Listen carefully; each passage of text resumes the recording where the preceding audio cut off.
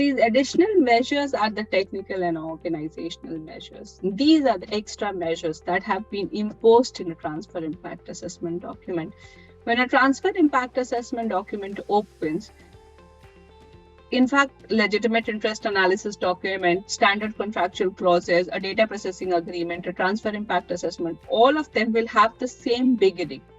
It is asking who are the parties, what are the roles of the parties, what is the business ID of the parties, where are they located, and then they will go down and, a processing specification or a transfer impact assessment would ask about the processors and the sub-processors and who can access data, who are the data subjects in this case, what are the categories of data subjects, are they employees, are they agents, are they third parties, and then why are you processing the data, what kind of data are you processing, is it the basic data like name, surname, email address, is it contact data, is it IT data, is it health data, or are there any other sensitive data that you're processing? So the beginning of processing specification form or a transfer impact assessment is mostly similar. A legitimate interest analysis would also be similar, but there why, what are the grounds of processing, and you have to justify why legitimate interest analysis. Here you have to justify the whole processing of data, not just the ground for processing of data. It's like you have to justify why are you sending data outside, and also that the data is protected as good as it is within the European Union.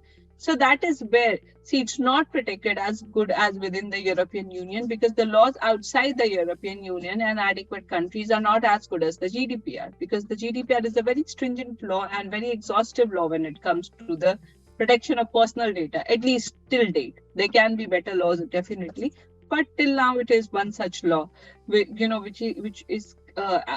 acts as a parameter or a benchmark for having a law in data protection. So the best way was to add technical and organizational measures. That what is the organization doing to ensure that the data is being protected, and it falls upon both the organization who's sending the data and the organization who's receiving the data, the controller and the processor, or the processor or the sub-processor. It falls upon both of them to ensure. On the controller, it falls that they have to check. It's their duty to ensure that the processor is compliant by asking questions, by getting these informations filled.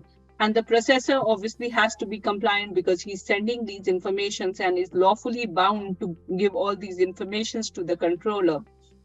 And how will the processor give that information unless they have those things done?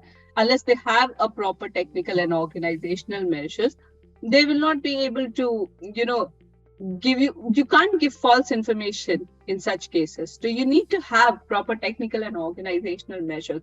And it is through this that the GDPR ensures that a similar level of protection is offered to personal data when it reaches outside the European Union.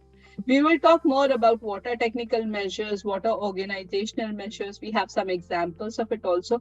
But if anybody has some questions at this point, I think I can take it. So a couple of questions I can take. Any questions till now?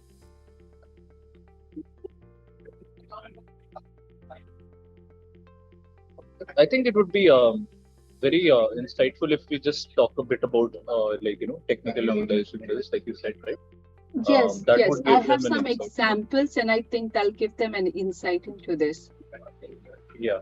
So we'll technical, So just to go through the slide that, as a privacy specialist, you will also need to consider the type of personal data being processed as well as the volume of personal data that is being processed. Because in a TI, you also have to write that what is the volume. It is 0 to 100, it is 101 to 1000, it's 1000 to 10,000. What amount of data you're processing? And, what is the possible measures, scope of possible measures? It spans vulnerability, scans and risk management through firewalls and third-party due diligence. How are you protecting it?